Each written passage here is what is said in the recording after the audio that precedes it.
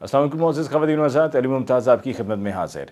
मौजूदा सियासी सूरत हाल में जहाँ पर हम आए रोज़ देख रहे हैं कि किसी न किसी की प्रेस कॉन्फ्रेंस हो रही होती है। उस्मान बुज़दार साहब ने भी कह दिया कि वो सियासत छोड़ रहे हैं, परवेज़ खड़क साहब ने भी कह दिया, असद कैसर साहब भी वहाँ पर मौजूद थे, असद उमर साहब ने भी कह दिया, और फिर कुछ ऐसे हैं कि जो ज़रा इससे और एक कदम आगे जा रहे हैं और वो कह रहे हैं जी सियासत भी छोड़ दी, PTI भी छोड़ दी, और कुछ कह रहे हैं सिर्फ कि जी हमने ओहदे छोड़ दिए।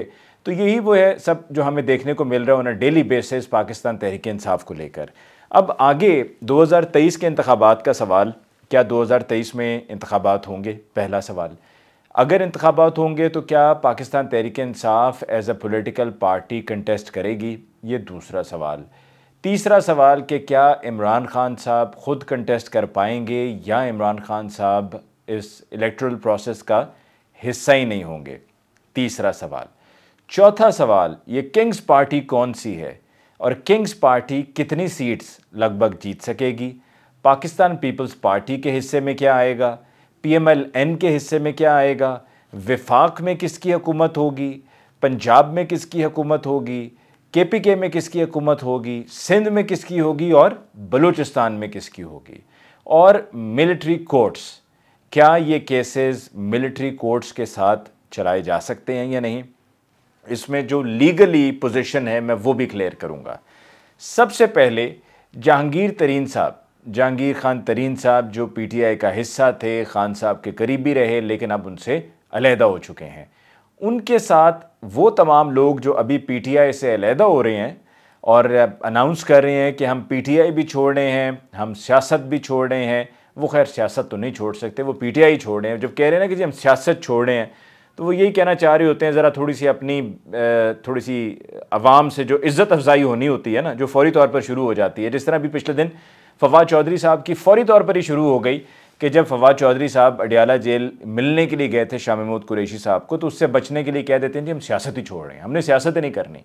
इनकी सियासत ना करने से इनका सांस घुटेगा, इनसे रहा नहीं जाएगा। तो ये सियासत तो इन्होंने करनी ही करनी है, बस सिर्फ कुछ हफ्तों के लिए, महीनों भी नहीं, कुछ हफ्तों के लिए ये अनाउंस करके ज़रा मामले को ठंडा करने की कोशिश करेंगे और उसके बाद दोबारा से कूद पड़ेंगे किसी न किसी पॉलिटिकल पार्टी के साथ, क्योंकि जब तक ये उन असेंबलियों की कुर्सियों पे ना बैठ जाएं तब तक इन्हें सुकून नहीं आता, या ये जब तक पावर कॉरिडोर्स में ना घूमें इनको सुकून नहीं आता है। ये वो पावर पॉलिटिक्स है, ये वो प्यास है, जो भूख है, जो लालच है ताकत की, ये वो है।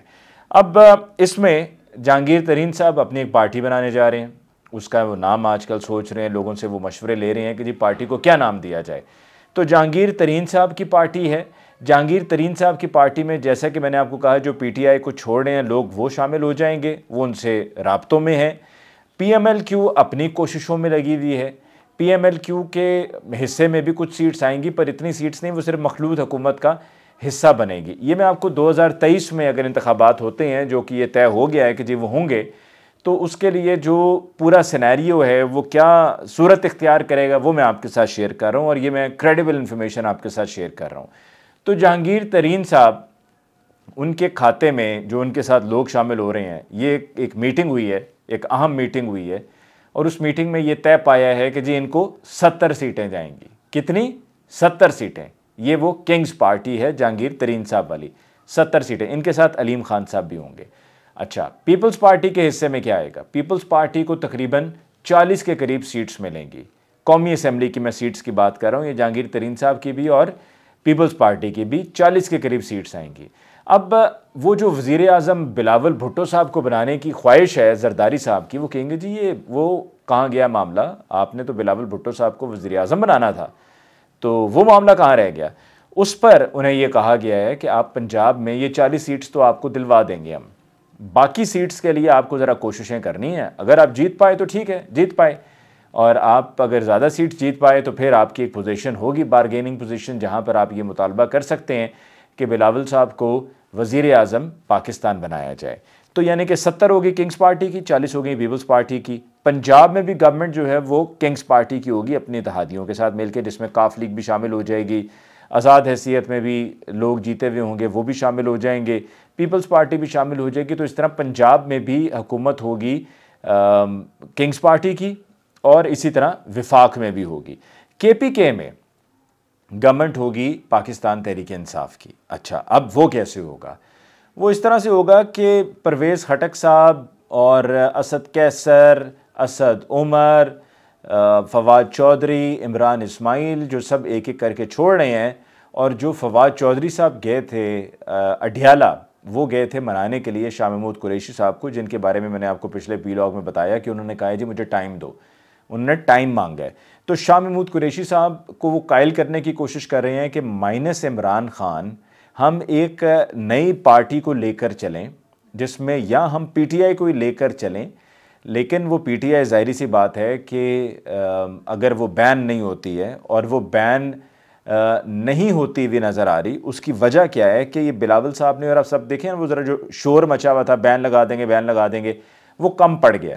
तो बैन नहीं करेंगे, और अगर कर भी देते हैं कोई अलहदा से पार्टी भी बनाई जा सकती है, लेकिन ये तय हो गया है कि माइनस इमरान खान होगा। इमरान खान साहब को जेल में भेजा जाएगा, नाअहल किया जाएगा, और शाह महमूद कुरैशी साहब जो इतनी देर कर रहे हैं, और इसमें चौधरी परवेज़ इलाही साहब भी शामिल होंगे, क्योंकि चौधरी परवेज़ इलाही साहब भी आपने देखा है कि गिरफ्तार होने के बावजूद वो ये कह रहे हैं वर्कर्स को कि डटे रहो, मुकाबला करो, हिम्मत नहीं हारनी। उधर से मोनस इलाही साहब स्पेन में बैठे हुए वो भी ट्वीट्स दाग रहे हैं।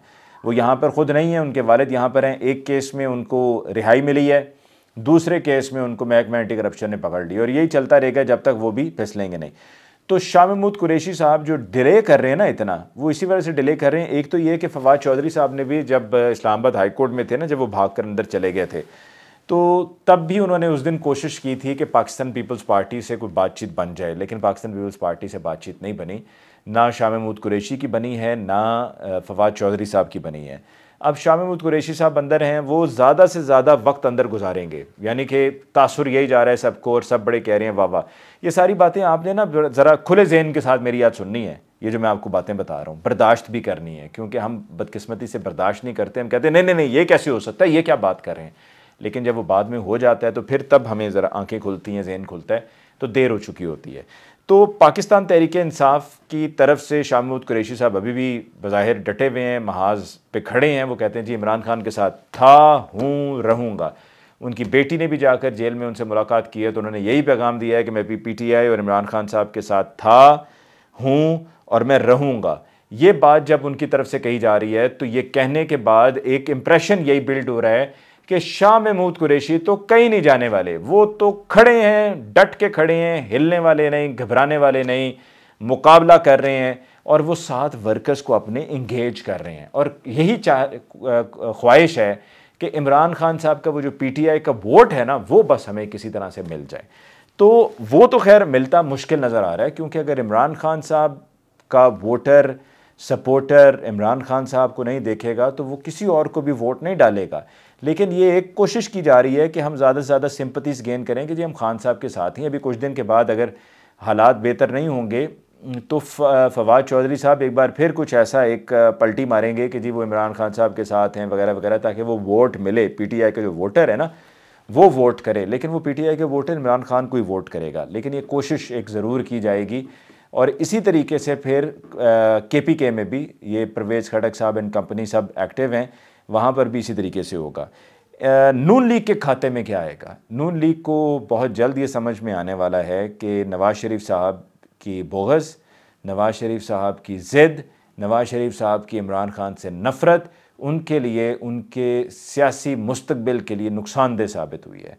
क्यों? क्योंकि अब तक उनकी तरफ से हाथ बटाया गया है, फैसिलिटेट किया गया है, जरदारी साहब के साथ भी हाथ मिला लिया, और बाकी तमाम मामलात में भी हामी पे हामी भरते गए, जैसे जैसे हो रहा था वैसे होने दिया। अपने छोटे भाई को वज़ीर आज़म बनवा दिया, उनकी भी वज़ीर आज़म बनने की ख्वाहिश पूरी हो गई।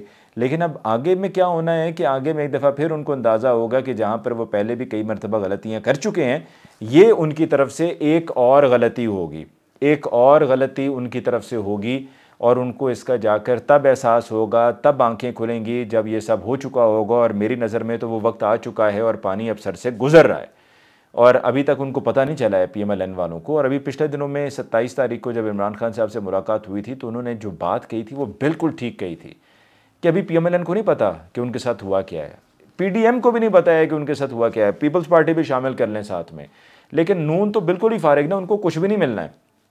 और वो अपनी रही सही सियासत को भी उन्होंने दफन कर दिया सिर्फ इमरान खान साहब को हुकूमत से निकालने के लिए, अपने केसेस माफ़ करवाने के लिए। बस अपने आपने केसेस माफ़ करवा लिए, केसेस ख़त्म करके अब आपके पास आगे में क्या आएगा? कुछ भी नहीं। आप तो ना वज़ीर आज़म, ना वज़ीर आला, ना वो इक़्तिदार, ना वो कुछ, फ़ायदा उठा जाएगा कोई और। तो ये होने जा रही है सिचुएशन आगे की। अब मैं यहाँ पर एक चीज़ ऐड कर दूँ आपको, और इंतहाई अहम नुक्ता है जो मैं यहाँ पर ऐड करना चाह रहा था। वो ये है कि इमरान खान साहब को मिलिट्री कोर्ट्स में ट्राई करने का, वहाँ पर लेकर जाने का और वहाँ से सज़ा दिलवाने का पूरा प्लान, वो कैसे होगा? देखिए, मिलिट्री कोर्ट में कोई भी सिविलियन ट्राई नहीं हो सकता है किसी सिविलियन का, ये तो तय है। अब दूसरी सूरत क्या है? दूसरी सूरत ये है कि अगर किसी सिविलियन, जिस तरह है ना कि प्लानर्स, एडर्स एंड अबेटर्स, ठीक है, तो अगर यहाँ पर अबेट के तौर पे कोई अगर फौजी हो जो अबेट करने के ज़ुमरे में आता हो, तो वहाँ पर साथ में सिविलियन को शामिल किया जा सकता है मिलिट्री कोर्ट में। एक सूरत ये हो गई जिसमें आपको पता ही है कि कोर कमांडर लाहौर जो हैं सलमान गनी साहब, उनके बारे में अभी कोई इतलात नहीं है कि वो कहाँ हैं। सो वहाँ पर एक सिनेरियो ये हो सकता है। दूसरा सिनेरियो ये है कि आप 2/3 मेजॉरिटी लेकर आएँ और 2/3 मेजॉरिटी के साथ आप कानून में, आइन में आप तरमीम करें, कॉन्स्टिट्यूशनल अमेंडमेंट करें। वो करने के बाद आप मिलिट्री कोर्ट्स को दोबारा एक्टिव करें, और एक्टिव करने के बाद आप इस तरीके से करें। अब 2/3 मेजॉरिटी तो है नहीं, लेकिन फिर आप साथ में देखें कि ये जो 72 members of the national assembly हैं पाकिस्तान तहरीक-ए-इंसाफ के, इनको दोबारा से बहाल करने का फ़ैसला, उसकी टाइमिंग और उनके असेंबली में जाने से हो सकता है कि ये भी एक तरीक़ाकार इख्तियार किया जा सकता है।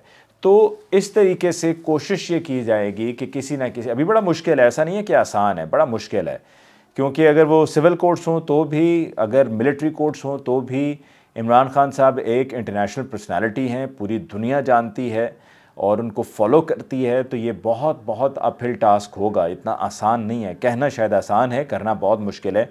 और जो मैंने आपको ऑप्शन एक बताया था कि जी उसमें अगर आपके एड में या अबेटर्स में कोई अगर ऐसा फ़ौजी हो, पावर्दी हो, उसकी सपोर्ट हासिल रही हो, तो उसके साथ जोड़ कर ये मामला किया जा सकता है।